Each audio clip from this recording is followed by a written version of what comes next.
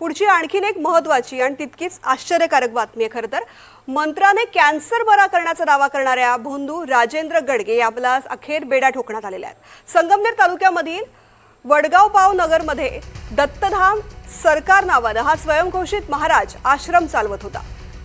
श्रद्धेच्या नावाखाली भोळ्या भक्तांच्याकडून हजारो रुपयांची लूट करण्याचा आरोप त्याच्यावर आहे। झटक्यात कॅन्सर बरा करतो म्हणणाऱ्या राजेंद्र गडगेच्या विरोधात अनीसनं आक्रमक पवित्रा घेतला होता आणि अनिसच्या राज्य सचिव रंजना गवांदे यांनी तक्रार केली आणि राजेंद्र गडगेच्या मुलीसह एकूण 5 जणांवरती गुन्हा दाखल करण्यात आला।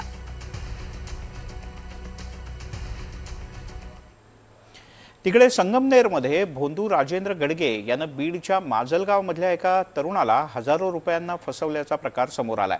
गडगे महाराज यांनी या युवकाकडून 22,000 रुपये उकळल्याची माहिती या युवकानं स्वतःहून दिली।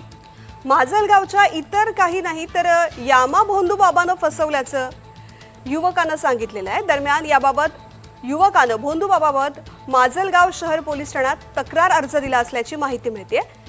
इतकंच नाही तर राज्याचे गृहमंत्री आणि उपमुख्यमंत्र्यांनी या प्रकरणात लक्ष घालावं अशी लिखित स्वरूपात त्यानं मागणी पोलिसांकडेही केली आहे।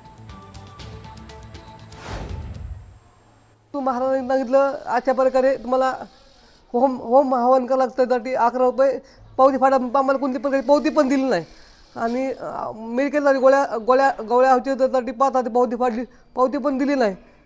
5,000 म्हणले नंबर लावायसाठी 5,000 पण घेतले। कोणत्या प्रकारे आम्हाला एवढे 22,000 पर्यंत घेतले। त्यांनी पण आमच्या तो सोळंके बाई होत्या, बाईला सांगितलं बाई तुमचे 5,000 11,000 पावती घेतली, त्यांच्या घेतले आमच्याकडून 10-15 25,000 लूट केली। हा भोंदू अनेक लोकांकडून फसवणूक केली आणि त्याला काल संगमनेर पोलिसांनी अटक केली। परंतु त्या लोकांना अटक करून गुन्हा दाखल करून काही उपयोग नाही। त्या लोकांना डायरेक्ट येऊन टाकून करायला पाहिजे।